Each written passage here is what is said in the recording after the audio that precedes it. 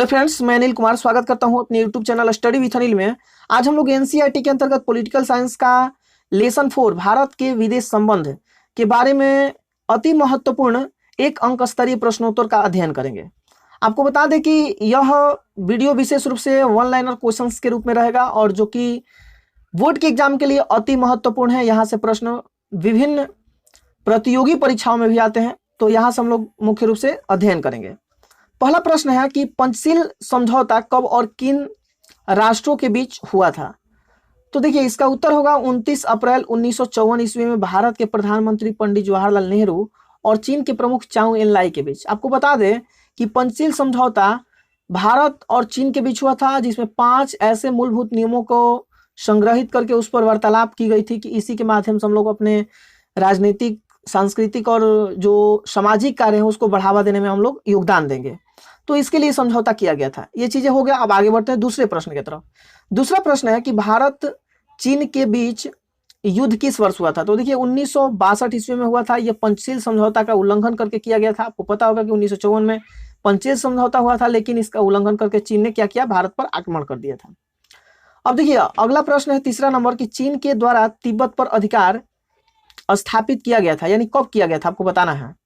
तो देखिए, चीन के द्वारा तिब्बत पर अधिकार स्थापित किया गया था, ये 1950 में किया गया था। कब किया गया था? 1950 में। चौथा प्रश्न है कि तिब्बत के धार्मिक नेता दलाई लामा ने भारत के किस वर्ष भारत में किस वर्ष शरण लिए थे। यानी कि तिब्बत के जो धार्मिक नेता दलाई लामा हैं वो भारत में किस वर्ष शरण लिए थे। तो देखिए, 50 में तो चीन अधिकार कर लिया था, तो ये जो धार्मिक नेता दलाई लामा थे 1959 में शरण लिए थे हजारों अनुयायियों के साथ। तो ये चीज आपको याद रखना है। 5वां नंबर प्रश्न है कि भारत और चीन के बीच की सीमा रेखा को किस नाम से जानते हैं। तो भारत और चीन के बीच की सीमा रेखा को मैकमोहन रेखा के नाम से हम लोग जानते हैं। 6 नंबर प्रश्न की तरफ बढ़ते हैं और 6 नंबर देख लीजिए। यहां पर प्रश्न आपका, किस देश ने भारत पर आक्रमण कर पंचशील समझौता का उल्लंघन किया था, यानी पंचशील का उल्लंघन किया था। तो आपको अभी बताएं हम कि चीन ने किया था। कौन किया था? चीन ने। 7वां नंबर प्रश्न है कि 1962 ईस्वी के भारत चीन युद्ध के बाद भारत के किस रक्षा मंत्री ने इस्तीफा दे दिया था। आपको बता दें कि 1962 के भारत चीन युद्ध में भारत पराजित हो चुका था और इसके बाद जो देखा गया कि कई तरह की रणनीतियां भी देखने को मिली थी। यानी भारत के जो एक रक्षा मंत्री थे जिन्होंने अपना खुद इस्तीफा भी दे चुके थे और उनका नाम था V.K. कृष्ण मेनन। और देखिए, इनका कालक्रम भी आप बता दें आपको कि मुख्य रूप से जो जीवन काल है वो 1897 से लेकर 1974 के बीच माना जाता है। चलिए आगे बढ़ते हैं। अगला प्रश्न है कि भारत और पाकिस्तान के बीच सिंधु नदी जल समझौता किस वर्ष हुआ था। तो 1960 में हुआ था। आपको ये चीजें याद रखना है, कई बार एग्जाम में आया हुआ है। 9 नंबर क्वेश्चन से कि 1965 में भारत पर कौन सा देश आक्रमण किया था। तो भारत पर देखिए 1965 में जो आक्रमण किया था वो पाकिस्तान था, पड़ोसी देश था भारत का। तो ये चीज आपको याद रखना है। 10 नंबर प्रश्न है कि 1965 के भारत पाक युद्ध में कौन सा देश विजयी रहा, यानी भारत पाक युद्ध में कौन सा देश विजयी रहा। तो भारत था। 11 नंबर क्वेश्चन है कि 1965 के भारत पाक युद्ध के समय भारत के प्रधानमंत्री कौन थे, यानी भारत के उस समय प्रधानमंत्री कौन थे। तो आपको याद रहना चाहिए ये कि लाल बहादुर शास्त्री थे। कौन थे? लाल बहादुर शास्त्री। 12 नंबर प्रश्न की तरफ बढ़ते हैं और 12 नंबर प्रश्न आप लोग के समक्ष प्रस्तुत है। तो देख सकते हैं 12 नंबर प्रश्न है कि ताशकंद समझौता कब और कहां हुआ था। तो देखिए, ताशकंद समझौता 10 जनवरी 1966 ईस्वी में उज्बेकिस्तान की राजधानी ताशकंद में हुआ था। विद्यार्थी, ये ताशकंद समझौता जो हुआ था वो भारत और पाकिस्तान के बीच हुआ था और 10 जनवरी 1966 ईस्वी को हुआ था। ये उज्बेकिस्तान की राजधानी ताशकंद में हुआ था। अब आगे बढ़ते हैं। 13 नंबर प्रश्न की 1966 के ताशकंद समझौता की मध्यस्थता किसने किया था, यानी कि किसके द्वारा किया गया था ये मध्यस्थता। तो आपको बता दें कि सोवियत संघ के राष्ट्राध्यक्ष थे जिनका नाम था कोसिजिन। मतलब ये क्वेश्चन आपको समझ में नहीं आ रहा होगा तो हम बता देते हैं कि 1966 में जो ताशकंद समझौता हुआ था तो भारत और पाकिस्तान के बीच हुआ था, लेकिन मध्यस्थता करने वाला जो देश था सोवियत संघ था, जो कि वर्तमान में रूस के नाम से हम लोग जानते हैं। तो वहीं के जो राष्ट्राध्यक्ष थे कोसिजिन थे, ठीक ना। तो ये चीज आपको याद रखना है। चलिए अगला प्रश्न है कि 14 नंबर की लाल बहादुर शास्त्री की मृत्यु किस वर्ष हुई, यानी लाल बहादुर शास्त्री की मृत्यु किस वर्ष हुई। तो 11 जनवरी 1966 ईस्वी को। आपको बता दें कि ताशकंद समझौता के लिए जब ताशकंद में गए थे लाल बहादुर शास्त्री, तो उस समय क्या हुआ था कि 10 जनवरी को समझौता हुआ, 11 जनवरी को क्या हुआ कि इनका हार्ट अटैक आ गया, जिस कारण से जो है इनकी मृत्यु हो गई थी। तो ये चीजें आपको याद रखना है। 15 नंबर क्वेश्चन देखिए, प्रश्न बहुत इंपॉर्टेंट है ये भी। ताशकंद समझौता किसके बीच हुआ था? तो ये तो पता है कि भारत और पाकिस्तान के बीच, लेकिन कौन व्यक्ति थे इसके बारे में जानना है। तो देखिए आपको पता चल गया कि भारतीय प्रधानमंत्री लाल बहादुर शास्त्री और पाकिस्तान के जनरल जो थे अयूब खान के बीच हुआ था। तो ये चीज आपको याद रखना है, ये वेरी वेरी इंपॉर्टेंट क्वेश्चन है, कई बार एग्जाम में देखा गया है। 16 नंबर क्वेश्चन है कि 1971 के भारत पाक युद्ध में कौन सा देश विजयी रहा? तो 1971 के भारत पाक युद्ध में जो युद्ध हुआ था उसमें आपको याद रखना भारत जो है विजयी रहा था। 17 नंबर क्वेश्चन है कि 1971 में पूरे साल भारत को कितना जो है बांग्लादेश के शरणार्थियों का बोझ वहन करना पड़ा? यानी आपको पता होगा कि यह मुख्य रूप से पूर्वी पाकिस्तान के मुद्दे को लेकर जो है पाकिस्तान के बीच युद्ध हुआ था। और इसमें आपको बता दें कि लगभग बांग्लादेश यानी जो पूर्वी पाकिस्तान के नाम से जाना जाता था, उसमें से 80 लाख ऐसे लोग थे जो मतलब कि भारत में शरण लिए थे। तो ये चीजें आपको याद रखना है। अगले प्रश्न की तरफ चलते हैं और देखिए 18 नंबर क्वेश्चन है कि 1971 के भारत पाक युद्ध में कितना पाकिस्तानी सैनिक ने आत्मसमर्पण किया था? आपको बता दें कि 1971 में भी भारत ही जीता था, पाकिस्तान हार गया था। तो 90,000 ऐसे सैनिक थे जो आत्मसमर्पण कर दिया कि नहीं अब हम लोग के बस का बात नहीं है। तो ये चीज आपको याद रखना है, 90,000 ऐसे सैनिक थे जो आत्मसमर्पण किए थे। अब देखिए 1971 में युद्ध जब हो गया तो उसके बाद शांति समझौता हुआ एक और, तो इसका नाम था क्या, उसके बारे में हम लोग देखते हैं। 19 नंबर प्रश्न। 19 नंबर प्रश्न है कि शिमला समझौता कब और किसके किसके बीच जो है हुआ था? तो देखिए 3 जुलाई 1972 ईस्वी में हुआ था और यह जो समझौता हुआ था इंदिरा गांधी यानी भारत के प्रधानमंत्री इंदिरा गांधी और जो पाकिस्तान के जो प्रमुख थे वो जुल्फिकार अली भुट्टो के बीच हुआ था।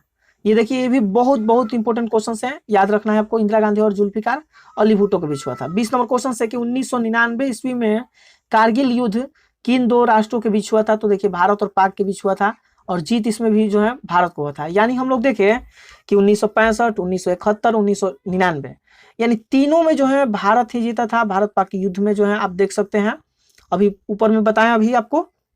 अब आते हैं 21 नंबर प्रश्न। 21 नंबर प्रश्न है कि भारत ने पहला परमाणु परीक्षण कब किया था? तो देखिए पहला परमाणु परीक्षण मई 1974 में किया था और प्रधानमंत्री उस समय जो थी वो इंदिरा गांधी थी। आपको चीजें याद रखना है। 22 नंबर क्वेश्चन है कि भारत ने किस देश के साथ 1971 में एक 20 वर्षीय संधि पर हस्ताक्षर किए थे? यानी 20 वर्षीय संधि पर हस्ताक्षर जो है भारत किस देश के साथ किया था? तो देखिए सोवियत संघ के साथ किया था। किसके साथ? सोवियत संघ के साथ। आपको चीजें याद रखना है।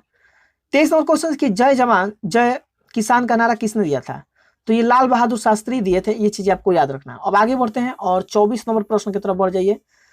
और 24 नंबर प्रश्न है कि जय जवान जय किसान जय विज्ञान का नारा किसने दिया था? देखिए जय जवान जय किसान का नारा तो लाल बहादुर शास्त्री दिए थे, लेकिन जय जवान जय किसान में जय विज्ञान किसने जोड़ा था, यह नारा किसने प्रस्तुतिकरण किया था? तो आपको ये चीजें याद रखना है, अटल बिहारी वाजपेयी दिए थे। कौन दिए थे? अटल बिहारी वाजपेयी। 25 नंबर क्वेश्चन पर आइए और 25 नंबर क्वेश्चन आप लोग के समक्ष प्रस्तुत है। 25 नंबर की पहला गुट निरपेक्ष आंदोलन कब और कहां हुआ था? तो विद्यार्थी याद रखना 1961 ईस्वी में बेलग्रेड में हुआ था। कहां हुआ था? बेलग्रेड में हुआ था। 26 नंबर क्वेश्चन है कि भारत और बांग्लादेश के बीच फरक्का समझौता पर हस्ताक्षर कब हुआ था? तो देखिए फरक्का समझौता पर हस्ताक्षर जो है 1996 में हुआ था। ये चीजें आपको याद रखना है। 27 नंबर क्वेश्चन की नेहरू की गुट निरपेक्षता की नीति का सबसे पहला परीक्षण कब हुआ था? यानी कि पहला परीक्षण जो गुट निरपेक्षता मतलब आप समझ लीजिए कि विश्व के किसी भी गुट में शामिल नहीं होने से है।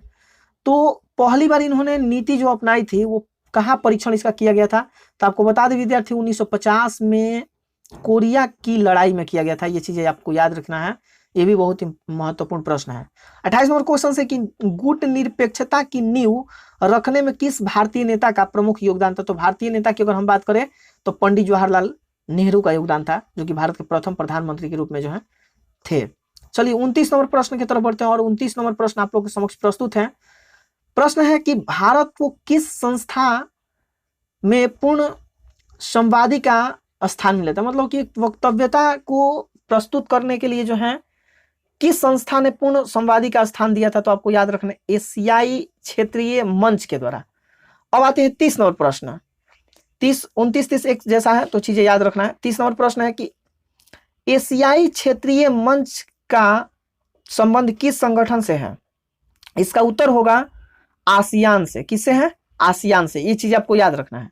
31 नंबर प्रश्न है कि गुट निरपेक्षता का अर्थ क्या है? गुट निरपेक्षता का अर्थ क्या है? तो देखिए, विश्व के किसी भी गुट में शामिल नहीं होने से है, यानी कि किसी भी गुट में आप शामिल नहीं होते हैं तो उसके लिए। खासतौर पर जो 2 गुट बना था आपको पता है वैश्विक स्तर पर, एक तो पूंजीवादी गुट अमेरिका और साम्यवादी गुट के अंतर्गत आते हैं तो रूस था, यानी सोवियत संघ। तो उन दोनों गुटों में शामिल नहीं होना है। और भी बहुत सारे, जैसे कि अमेरिका खुद नाटो की स्थापना 1949 में किया था। वहीं अगर हम बात करें सोवियत संघ की तो वर्षा की स्थापना 1955 में किया था। ये चीजें हम बता चुके हैं। आप अगर लेसन 1, 2, 3 और 4 का वीडियो टोटल नहीं देखे हैं तो आप देख सकते हैं, प्लेलिस्ट में उपलब्ध किया गया है, आप आसानी से वहां पर देख सकते हैं। और साथ साथ ये भी बता दें कि इसका ये जो है, यानी कि 4 लेसन आप नहीं देखे हैं तो इसका डिस्क्रिप्शन में लिंक दिया गया है, आप आसानी से जो है वहां पर जाकर देख सकते हैं।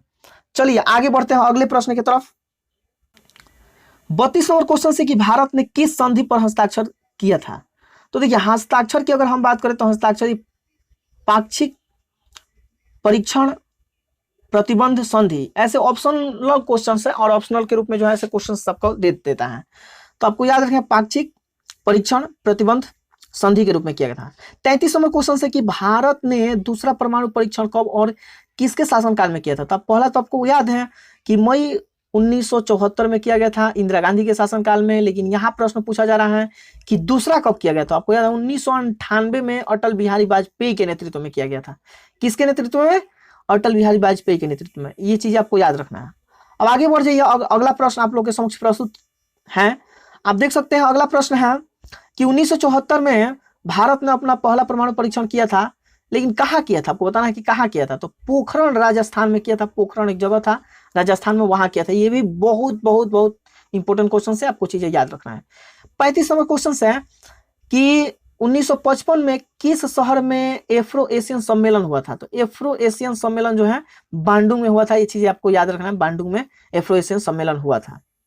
30 नंबर प्रश्न है कि किस देश के प्रभुत्व में एक ध्रुवीयता कायम हुई? तो देखिए, एक ऐसा देश था जिसका प्रभुत्व एक अलग ही स्थापित हुआ, ध्रुवीय के रूप में हुआ, तो इसका नाम था आपका अमेरिका। तो इसका आप याद रखिए, एक ध्रुवीयता की जो एक कायम अलग स्थिति हुई तो वो था आपका अमेरिका। 37 नंबर क्वेश्चन है कि 1971 के आम चुनाव में गरीबी हटाओ का नारा किसने दिया था? तो देखिए, गरीबी हटाओ का नारा जो है 1971 के चुनाव में इंदिरा गांधी ने दिया था, जिसके वजह से इन्हें उत्कृष्ट और बोल सकते हैं कि विशिष्ट बहुमत जो है हासिल हुआ था यहाँ पर। ये चीज आपको याद रखना है। 30 नंबर क्वेश्चन है कि 1964 में भारत चीन युद्ध पर बना फिल्म हकीकत के निर्देशक कौन थे? आपको बता दे विद्यार्थी कि 1964 में एक फिल्म बना था जिसका नाम था हकीकत, और उसके जो निर्देशक थे कौन थे आपको बताना है। तो चेतन आनंद थे। और देखिए, ये प्रश्न काफी इंपॉर्टेंट है क्योंकि आपको बता दें कि यह जो है लेसन से संबंधित है। यह हर चैप्टर में जो है पॉलिटिकल साइंस में एक ना एक जो है स्टोरी को जोड़ देता है और फिल्म से रिलेटेड जो है उसकी कहानियों को देता है। तो यह जो है मुख्य रूप से 1962 में जो युद्ध हुआ था भारत चीन के बीच, उसके बाद 2 साल बाद जो है 1964 में यह फिल्म बनी थी। तो ये निर्देशक जो है चेतन आनंद से, ये चीज आपको याद रखना है। रिलीज की बात आती है तो 1964 यानी 1964 में हुआ था। ये चीज आपको याद रखना है। 39 नंबर क्वेश्चन है कि किस अनुच्छेद में अंतर्राष्ट्रीय शांति और सुरक्षा के बढ़ावे के लिए राज्य के नीति निर्देशक सिद्धांत को संदर्भित किया गया है? मतलब कि कौन सा ऐसा अनुच्छेद है जिसमें अंतर्राष्ट्रीय शांति और सुरक्षा बढ़ाने के लिए नीति निर्देशक सिद्धांत को एक तरह से संदर्भित किया गया है, उसके समकक्ष दिया गया है? तो आपको बताना है। इसका उत्तर होगा अनुच्छेद 51 में। आपको यह भी पता होगा कि नीति निर्देशक सिद्धांत को भाग 4 में वर्णित किया गया है, जो कि अनुच्छेद 36 से लेकर 51 तक इसका वर्णन मिलता है। 40 नंबर क्वेश्चन की तरफ बढ़ते हैं और 40 नंबर प्रश्न है कि चीन के शासन अध्यक्ष यानी कि शासना अध्यक्ष जो थे चाउ एन लाई किस वर्ष भारत की आधिकारिक दौरे पर आए थे? जिसमें जो है दलाई लामा भी आए थे और उसमें एक तरह से एक वार्तालाप हुई थी कि सीमा विवाद को लेकर। तो ये किस वर्ष आए थे चाउ एन लाई? आपको बताना है। तो 1956 में आए थे। ये चीजें आपको याद रखना है। ये 40 महत्वपूर्ण प्रश्न जो कि इंटरमीडिएट के एग्जाम के लिए, फाइनल एग्जाम के लिए जो है काफी महत्वपूर्ण है। यहीं से प्रश्न जो है पूछे जाते हैं। तो आप लगातार इसका नोट्स जरूर बनाएं, क्योंकि नोट्स बनाने के साथ साथ जो है आपकी तैयारी में एक नया निखार आएगा। तो आप लगातार बन रहे हैं आपको। तो ये आपका एक 40 क्वेश्चन था जो कि महत्वपूर्ण था। तो चलिए मिलते हैं अगले वीडियो में, तब तक के लिए धन्यवाद। जय हिंद, जय भारत।